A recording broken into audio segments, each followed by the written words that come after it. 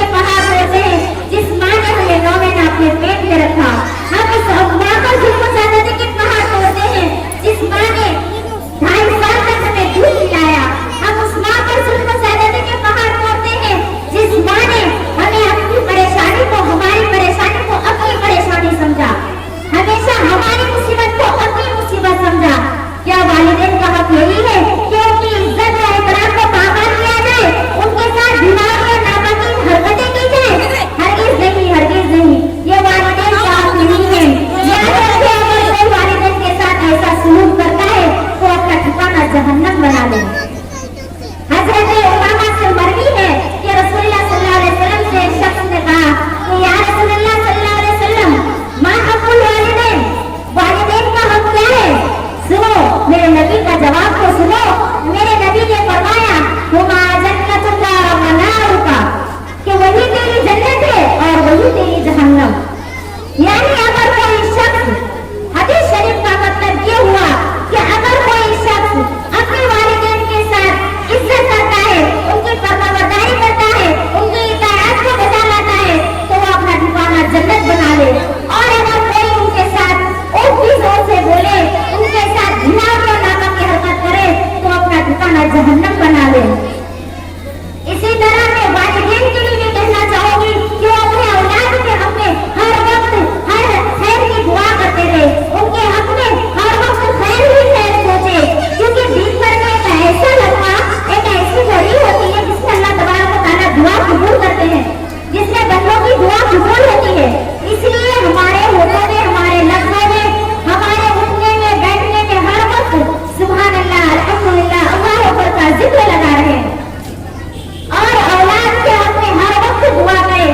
औलाद बदमाशी करे, शैतान बना करे, परेशान करे, तो गुस्से में आके उनके बददुआ ना दो। क्योंकि मैं एक वाकया आपको बताती हूँ।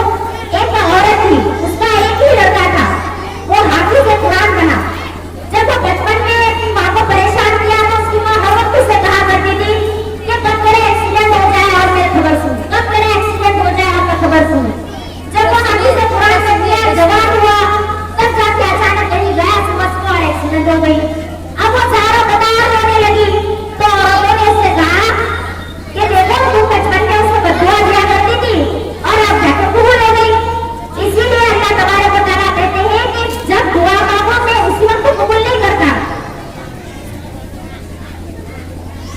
जब दुआ मांगो जरूरी नहीं कि मैं उसी वक्त कबूल कर लूं। अल्लाह तबारक व तआला सुनता सबका है, देर सवेरे से ही सबकी दुआ कबूल होती है। बस अब हमारी भी दुआ कभी न कभी कबूल हुई होगी, लेकिन हम उसे नोट करना भूल जाते हैं। अल्लाह तबारक व तआला कहता है मांगो, मुझसे मांगो, मैं जरूर दूंगा। आज नहीं, कल नहीं, 2 साल बाद सही, 4 साल बाद सही, मैं जरूर दुआ कबूल करूंगा, लेकिन उम्मीद के साथ मांगो। ऐसा नहीं कि दिल में कुछ और है, जबान में कुछ और, मांगे जा रहे, दिल में कुछ और है और जबान में चल रहा है, जिक्र चल रहा है। नहीं, उम्मीद के साथ मांगो। देखो, खासकर वो माँ बहनें जो अभी तक जिनको शादीशुदा है और औलाद नहीं हुई है, वो कहती है क्या कोई वजीफा बता दीजिए, कोई नुस्खा बता दीजिए ताकि हमारी औलाद हो जाए। तो मैं कहती हूँ कि मांगो, अल्लाह से मांगो, उम्मीद के साथ मांगो, अल्लाह जरूर देंगे। क्योंकि दुनिया में आज भी ऐसी औरत मौजूद है जिनको शादी के 27 साल बाद औलाद हुई है। इसीलिए अल्लाह से उम्मीद के साथ मांगो। अल्लाह दुआ कबूल करते हैं, सुनते हैं। बंदे उसके हैं, सुनेगा कौन? अल्लाह ही सुनेंगे। इसी तरह और मैं शादीशुदा माँ बहनों से ये भी कहना चाहूंगी कि ये जो मियाँ बीवी का जो रिश्ता होता है, अल्लाह तबारक व तआला मियाँ बीवी की मोहब्बत को इतना पसंद किया है, इतना पसंद किया है कि अपने कुरान का किताब में भी पूरा शोहर और बीवी की मोहब्बत की कसम खाई अल्लाह ने। शोहर और बीवी की मोहब्बत की कसम अल्लाह ने कुरान में खाई है, ना कि माँ बाप की मोहब्बत की कसम, ना कि औलाद की मोहब्बत की कसम। शोहर और बीवी की मोहब्बत की कसम खाई है। इसीलिए शैतान अक्सर और ज्यादातर ये कोशिश करता है कि शोहर बीवी में झगड़ा हो जाए, उनमें मारपीट हो जाए, उनके अंदर हो जाए। इसी तरह जैसे हमारी ये महफिल सजी है, इसी तरह हमारी महफिल में हर छोटे बड़े सब मौजूद है। इसी तरह शैतान की भी महफिल सजती है। हर शाम शैतान महफिल सजाता है, उसमें छोटा बड़ा हर शैतान मौजूद होता है। इब्लीस अपने से बैठता है कुर्सी पर और सबको सवाल करता है कि तूने क्या किया? कहता है मैंने फलां को चोरी करवा दिया, चल बैठ। कहता है तूने क्या किया? मैंने फलां का डाका डलवा दिया, चल बैठ। तूने क्या किया? मैंने फलां का मर्डर करवा दिया, चल बैठ। पीछे से छोटा शैतान हाथ उठाता है और कहता है कि मैंने फलां शोहर बीच में झगड़ा लगा दिया। इब्लीस उसको बुलाता है, इधर आ। अपने पास बुलाता है और कहता है, अपने बराबर में बिठाता है और कहता है कि इसने कोई काम किया, शोहर भी ने झगड़ा लगा दिया, छोटा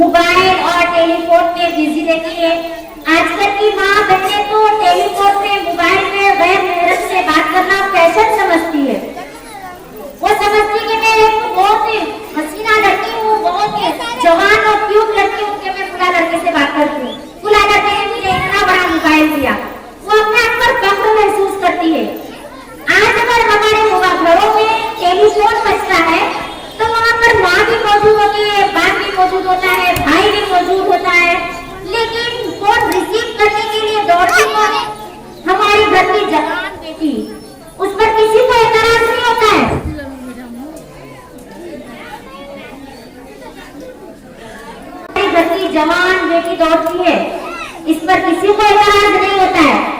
माँ भी होती है, उसको भी कोई सवाल नहीं होता है कि किससे बात कर रही है। बाप भी होता है, उसको भी सवाल नहीं होता है कि किससे बात कर रही है, क्यों फोन उठाई। फरमाया मेरे नबी करीम सल्लल्लाहु अलैहि वसल्लम ने कि कानों से हो या आमने सामने हो, किसी गैर महरम से बात करना कानों का जिना होता है। किसी गैर महरम के बारे में अपने दिल में ख्याल लाना ये दिल का जिना है। किसी गैर महरम के बारे में अपने दिमाग में सोचना ये दिमाग का जिना है। किसी गैर महरम की तरफ चलकर जाना ये हमारे पाँव का जिना है। इसीलिए टेलीफोन और मोबाइल से इस तरह अपने आप को बचाओ, इस तरह डरो जैसे सांप और बिच्छू से हम डरते हैं। जिस तरह सांप और बिच्छू से हम डरते हैं, इसी तरह टेलीफोन और मोबाइल से अपने आप को बचाओ, क्योंकि ये अब हमारी इज्जत को नीलाम कर देने के जरिया बन चुकी है। औरत कितनी भी बड़ी किसी क्यों ना हो, कितने भी बड़े बड़े घर की क्यों ना हो, लेकिन आज भी इज्जत उन्हीं औरतों की है जिनके अंदर थोड़ी सी भी हया बाकी हो। आज भी उन्हीं औरतों की इज्जत और एहतराम की जाती है जिनके अंदर थोड़ा सा भी पर्दा बाकी हो, जिनकी आंखों में शर्म हो। इसीलिए मेरी माँ बहने बहुत ही आजिज़ाना से इंतजार करना चाहूंगी कि अपने आप को पर्दे के लिए आइए, अपने आप को दीन के लिए आइए। हमारा मुआशरा तब जाके सुधरेगा जब हमारे घर की माँ और बहनें सुधरेगी। और इस मकसद से जो